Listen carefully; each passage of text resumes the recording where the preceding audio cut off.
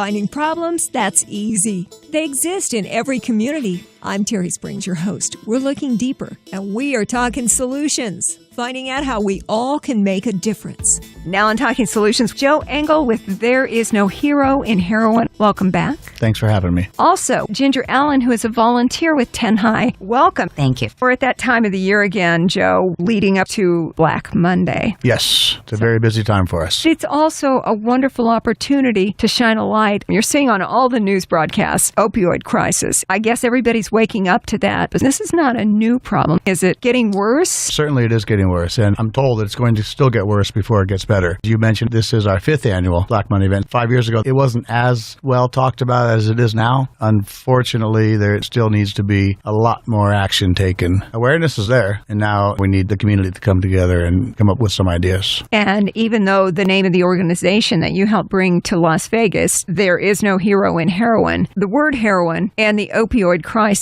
are totally interlinked. Hand in hand, completely interlinked. And the old mental image that someone may have of a heroin addict being some derelict in a homeless area, you know, the old stereotypes of what a heroin addict is not the true reality that we're dealing with today. True. Heroin opioid addiction has moved out to suburbia. It's no longer in the inner cities. It's been quite some time. Generally, who's dying is kids from affluent families. When you were in last time, Todd was talking about the need for a recovery high school in the Clark County School District. That kind of brings it home how young the people are that you're trying to assist. Sure. And the recovery high school is open. They just finished their first semester, and these kids are young. They're 14, 15, 16 years old. Do you know how this happens? That kids this young are part of the opioid crisis? Multiple ways. Excess pills in the parents' medicine cabinets. High school age kids, they start smoking pot. The way the heroin's being marketed, there's a smokable version of heroin, which is a little less scary for somebody who's starting out. You know, if you're going to smoke something, why don't you smoke this because it's going to get you a better high. That's how it's being marketed. Wow. Parents have enough issues trying to protect their kids to know that heroin, the opioid crisis, hits that close to home. I know when we had our last discussion, we were talking about removing the stigma. Yes. I'm a person in long-term recovery. I share that often with as many people as I can. That puts a face on it. There's a lot of people that are living in recovery right now. And as old Congressman Patrick Kennedy said, if everybody who's in recovery starts talking about it, we change this overnight. There's power in numbers, and we want to let people know that, yeah, I'm in recovery. That's a good thing. I pay my taxes, and I vote. I bring something to the community. So if you're in recovery, it's a good thing. It's a good thing to talk about it. Your direct connection, Joe Engel, with the opioid crisis, wasn't that your motivation to bring this group, There Is No Hero in Heroin, to Las Vegas? Yes. Awareness and letting people know. I lost my eldest son to a heroin overdose back in 2011, and a mentor of mine at the time had mentioned to me, Joe, you need to talk about this. Talk about it to other people. It's going to help yourself. It's going to help other families. And I tell you, Terry, I have not stopped talking about it. I talked so much about it. A couple of years ago, I had a call from the White House Office of Correspondence off of an email that I wrote, and I met Secretary Vilsack, the USDA secretary at the time, came to town. He got to sit across the table from me and ask me about my son, and he got to share his story of his connection to addiction. And this is a Secretary of the Cabinet of the Obama administration, so I'm not stopping talking about it. And I would hope that anybody else who has addiction touch their lives, they'll continue to talk about it. Joe, I'm sorry for your loss of your son. How old was he when he passed? He was 19. That's just wrong. You feel robbed like No that. college graduations to go to, no marriages to attend, no grandbabies to raise. It's wrong. Parents are losing their children to the opioid crisis. I think that's something that doesn't get pointed out all the time. People are thinking maybe it's older adults dealing with addictions, making a bad choice, a misstep, and it ends their life. But in many cases, it's kids. It's kids. It's kids, and it's not only their lives, it's everybody's lives. They were touched are forever changed. You know, what's interesting is that the life expectancy has now been lowered the past 2 years running, and it's being attributed to the opioid crisis. No. Yes. That's why? We lose 179 people a day to addiction. And then if you add alcohol in that, it's over 500 people a day.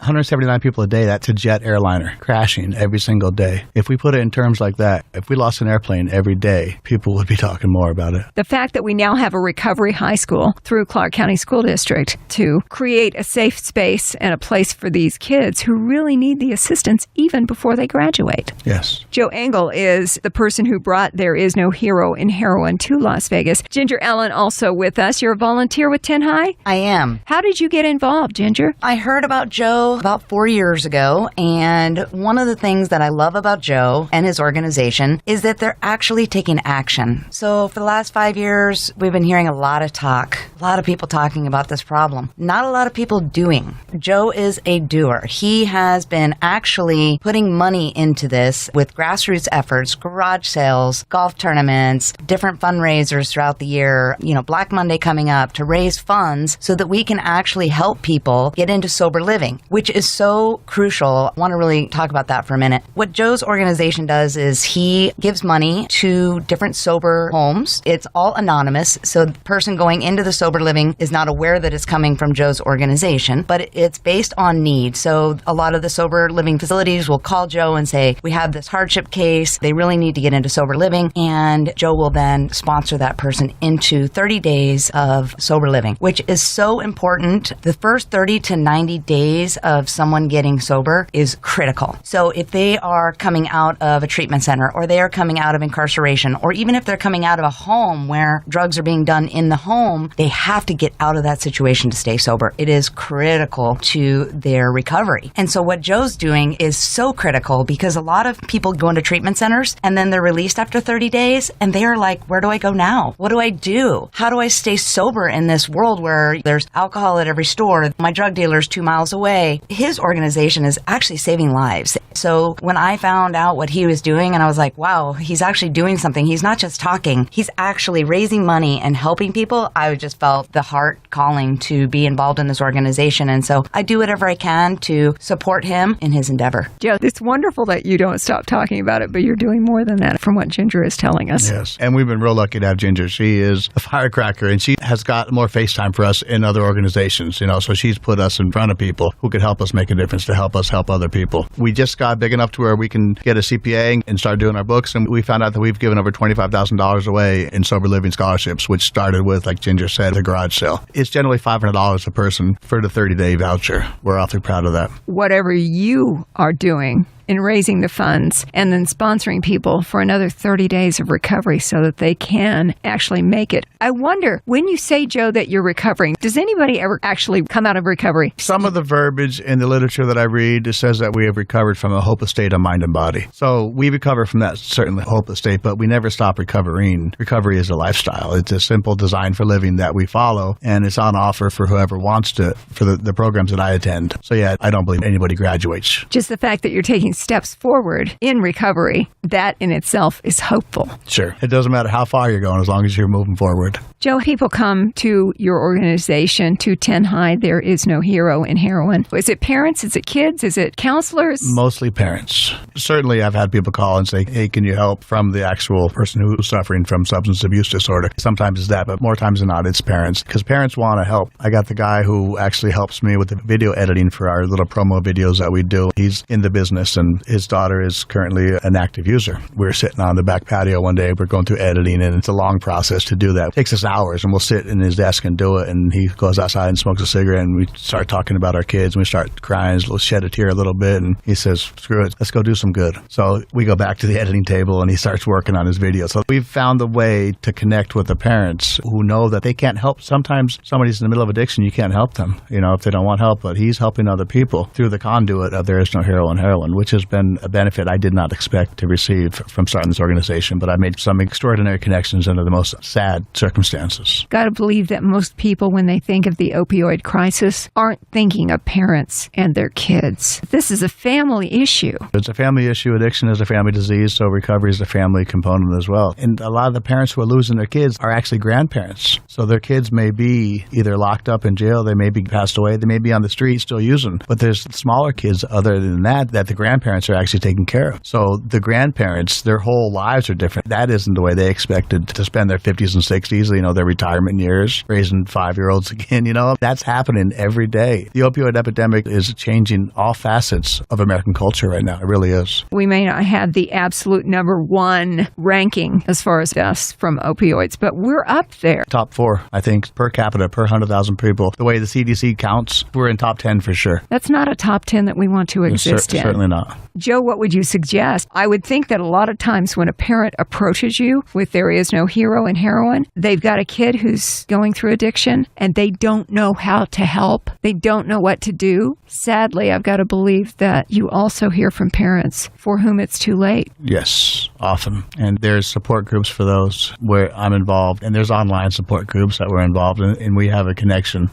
Once we know that we're talking to another bereaved parent, all lines of difference dissipate. There's a connection that we have. And as I mentioned, I've met some of the most extraordinary people that are going through this. There has got to be just a shedding of any hard outer shell when you realize that you share this between you. Yes. There's no stigma. There's no shame. It just is what it is, and we've got to do what we can to help. You've got the event coming up, Black Monday. You said it's the 5th annual at the main Salvation Army campus over there on Palomino Lane. It's a great place to have it. It's great. Parking's a little tough. Older neighborhood, parking is tough. Next year, unfortunately, we're going to need a bigger venue. But it's a beautiful venue, and certainly we would like to have as many people as possible show up. It's basically a symposium, part memorial, part celebration of life, and part fundraiser. Facing Addiction is a national nonprofit that wants to be to addiction what the American Cancer Society is to cancer. And they've made some moves. They have about 750 different nonprofits across the nation, all underneath their umbrella. TINHIH is underneath their umbrella. They have a contributor, Ryan Hampton from Facing Addiction, is going to be a keynote speaker. He writes for the Huffington Post. He's done Addiction Across America, web series, docuseries, and he's an advocate. He's a Washington, D.C. staffer, so he's plugged in. He's a person in long-term recovery as well, and he has quite a big following, and we're looking to have him. So you'll have a speaker. You'll have information, I'm sure. 20 different entities for our resource fair, service providers, family support groups, Addiction for Problem Gambling is going to be there. So 20 different resource providers are all signed up. We're going to have music, we're going to have food, we're going to have raffles. It's a great time. And our memorial video, and we're building the carnation wall where we memorialize those that we've lost with the black carnation and the red carnation for those in addiction and the white carnation for those that have overcome their addiction. We'll build that so people have a chance to purchase a flower and place a carnation on the wall. We got to have more white carnations on that wall. We're looking for more whites this year. Who might you suggest, Joe, should attend and be part of Black Monday? It's open to the public, and it is a family-friendly event. So those in recovery, those affected by recovery, and they say 1 in 3 households is affected by addiction. 1 in 3 families, so everybody knows somebody. We could fill up the T-Mobile if everybody from Las Vegas would go. That is crazy. 1 in 3 families. 1 in 3 are affected in one way or another, that they know somebody, a cousin or somebody, but 1 in 3 households are affected with addiction. Wow. So anybody affected is welcome to come. It's going to be quite the gathering. Even though the black carnations on the carnation wall are a sad reminder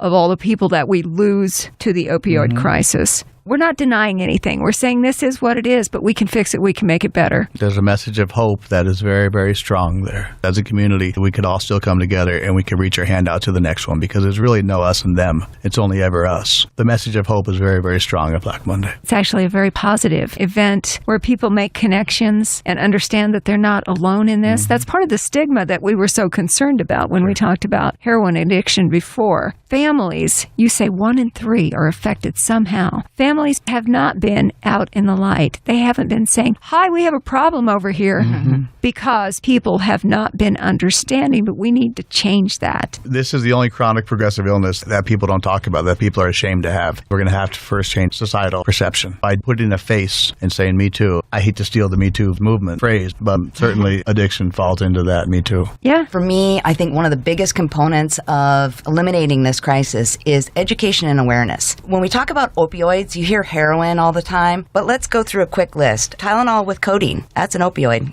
Hydrocodone, also known as Lorcet, Lortab, Norco, and Vicodin, opioids. Methadone, morphine, oxycodone, oxycodone, fentanyl, those are all opioids. So when a parent is prescribed Norco, for example, when a child has a minor surgery, that child is now been subjected to an opioid. So it's very important that parents understand what opioids are, get educated. Please make sure sure that if you have any leftover medications, they are either locked up or disposed of. You can drop them off at Metro, bringing education awareness so if they have been prescribed for, let's say, a surgery, that they're very well managed, they're disposed of if there's any leftovers. And let's try not to give our kids opioids. Let's try, even as adults, not to take opioids. There are lots of other medications that you can take, pain medication that does not have opioids. Please ask your physician, does this have opioids if you're not aware? And just educate yourself, because a lot of people say, not my kid. Well, I will tell you, I'm 47. My teenage years, my young years, everybody was smoking pot and drinking alcohol. Kids nowadays are taking pills. That's the new party drug. In my day, we didn't really die from marijuana. These kids are dying. They only need to take one and like it, and they're on the road to addiction and most likely death. Because with this particular drug, it is so addictive, so powerful. We need to bring awareness to our children. You know, they have what's called farm parties. If parents don't know, become educated. Sounds innocent, right? Farm party. It's not innocent at all. It's actually a party where all the kids go to their parents' medicine cabinets, grab all the drugs they can find. Doesn't matter if they know what they are or not. They put them in a big bowl, like a bowl of chips. They mix them up, and everybody grabs a handful.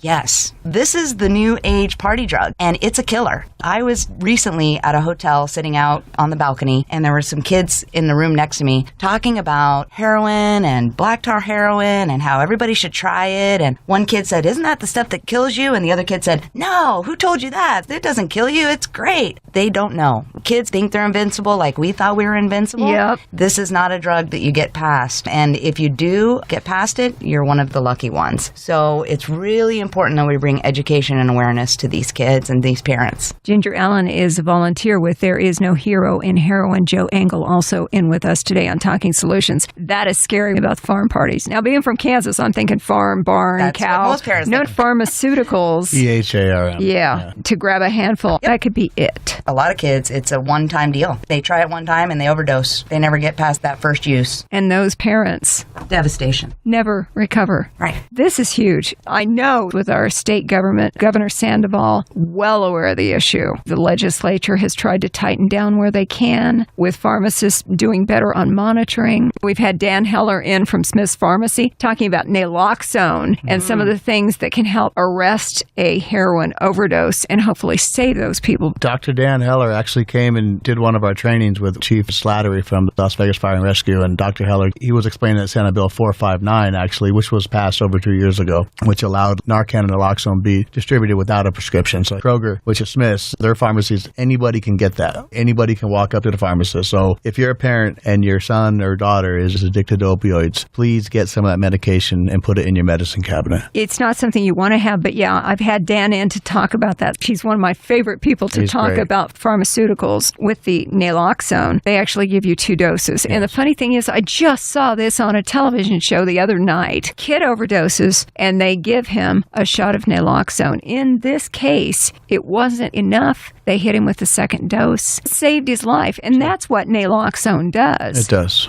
It's really sad to think that anybody has to walk up to a pharmacy counter and say, I think I need to get some of that naloxone. When somebody does that, they try to assure that they are dealing with the person who's most likely going to have to use the drug to help someone. Sure. They need to know what to do because you only have a very short window of time. Yes, and the first thing to do is call 911. Chief Slattery had explained it to us through our trainings. He's held at least 5 trainings with my group of volunteers and anybody who wanted to attend the classes. Call 911, hit them with naloxone, and start chest compressions. That is the first thing you do. If you have 2 people, one person's on the phone with 911 because their response time is 6 to 7 minutes, and they're brain without oxygen. There's brain damage and deaths faster than that. So that's the first thing to do. And Dr. Heller had explained to us at one of our trainings that as pharmacists, they bear some responsibility in the opioid epidemic, and he was looking to do something to help get out of the epidemic. So he's making it available for anybody, and I thought that was a very stand-up thing for him to say. He's a great guy. We love having him in. All too often we end up talking about this topic, but it is a problem, and we want to shine a light. What are things a parent could do? Ginger, you mentioned locking down those prescriptions, making sure there aren't any leftover pills, because kids can just reach in an unlocked medicine cabinet. Yes. Care Coalition just came out with a interesting piece that says, don't be your kid's drug dealer. Parents would never think of themselves as that, but if you have narcotics in your medicine cabinet that any child can access, you could potentially be your child's drug dealer without knowing, of course. This is all unintentional, but just being aware and being educated and being involved in your kid's life and know where they're going and who they're hanging out with. And if you see signs of addiction,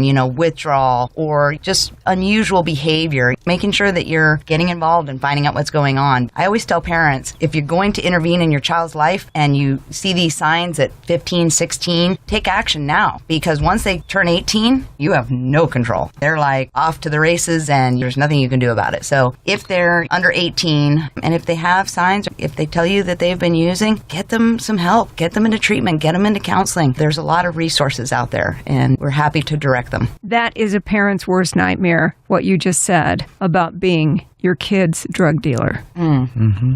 Along with that, if I could speak to adolescent treatment, we are in dire need. What parents can do is make themselves aware they can vote. We need to get Nevada policy decision makers, recovery-friendly people in office, so they need to understand that treatment options are slim here in Nevada for adolescents. It's my understanding that a lot of adolescents are getting sent to southern Utah for treatment because we just don't have any adolescent treatment beds here. So we need, as a community, as a city, as a county, as a state, to do what we can to secure funding for adolescent treatment here in the state of Nevada. We are limited in those resources. So get out and vote if you're a parent. Find out who is in your district and make phone calls to that person. And There's No Heroin. Heroin certainly has information on who they can contact. We need people. We need people's voices. Do you have stuff like that on your website? We do. TINHIHLasVegas.info. TINHIHLasVegas.info. Of course, like always, I'll have the website's links and everything on our Talking Solutions Facebook page, along with the podcast of our discussion today.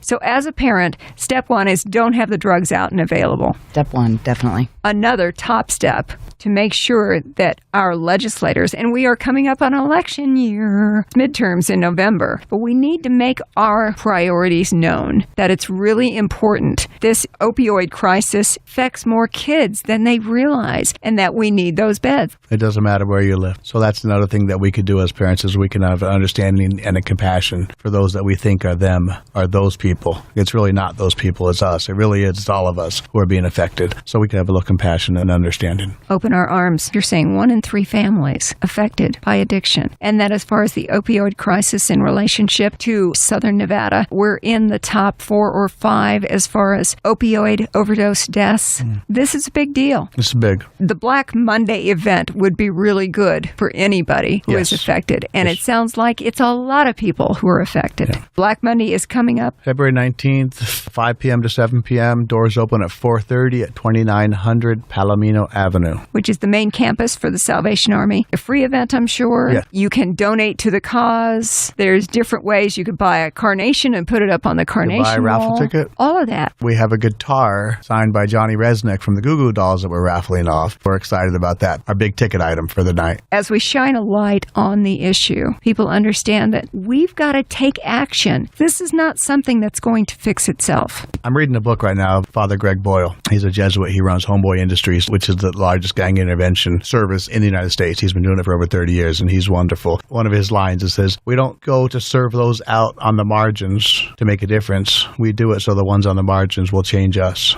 I'd like to think I'm doing that with the addiction community. I'm being changed because of it. Certainly, I'm able to help, and There's No Heroin. Heroin has been able to help. But what it's done to me, it's changed me as a person, and the way I look at the world is really what is big for me. You know, Joe, I always say that the whole point of Talking Solutions is that we shine a light on a topic, an issue, a problem, and that we increase understanding. We encourage empathy. And in the long run, we're all nicer to one another. Sure. Our community has a problem. And I think through our discussion today about There Is No Hero in Heroin, we understand that the opioid crisis, the people that we're losing in so many cases are kids. This is a family issue. So anybody who didn't understand that before hopefully gets it now. Mm-hmm. There's not a lot of nonprofits in the recovery community. Obviously, that's because a lot of the treatment centers and so forth have to be for-profit because they've got doctors and nurses and overhead and buildings and things of that nature. But Joe is one of the few nonprofits in our community that's actually putting money to help people recover and get back their lives and get back to the workforce and get back to being parents. So if you find it in your heart to help Joe's cause,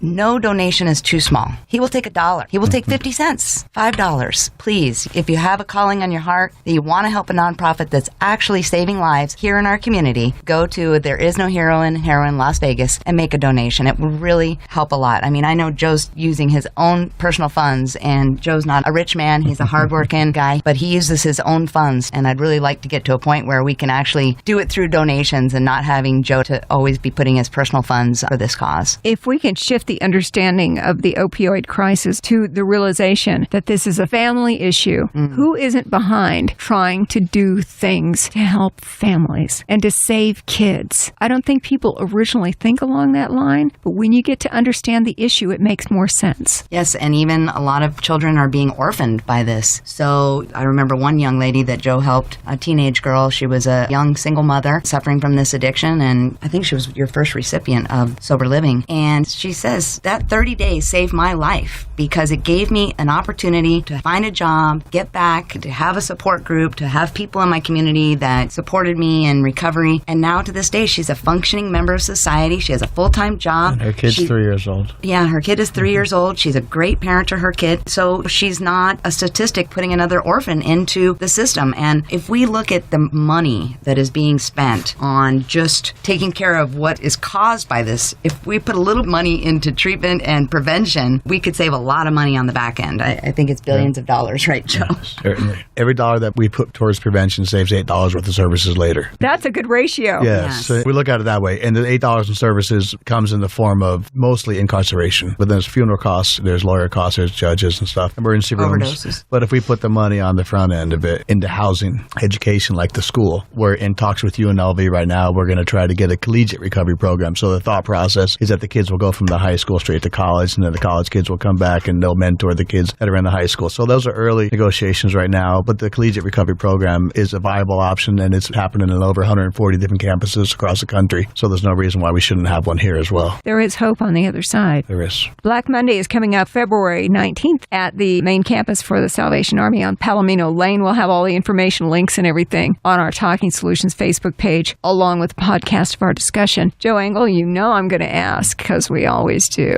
Talking Solutions, what can we do to help you? First off and foremost, you guys are doing it right here, right now, bringing marketing to us. So marketing is number one. Number two is people come to our website and sign up for our newsletter. You'll have the website link up. That'll keep people informed of where There Is No Heroin is going, what we're doing next, and hopefully those people will support us fundraising. And three, I think Talking Solutions could possibly come down to Black Monday and do a live show and interview some of the attendees. That's an interesting possibility. That would be great. Ginger, I ask you the same thing. What can we do to help you? Just getting the word out. What you're doing here today is so important. Giving us a voice, letting people know that Joe and I are both in recovery. I'm also in recovery 9 years. I'm an active member of society, and Joe is too. So again, it's not about shame and blame. It's about helping people understanding that this can happen to anybody. Anybody that goes in for a surgery and comes out and gets prescribed a opioid can become addicted. Nobody is immune. These are very powerful, very addictive drugs. If you have any history of addiction in your family, you're even more susceptible. So again, this can happen to anyone. Bringing education and awareness. Obviously, I've already said any donations to help Joe, help people get into sober living is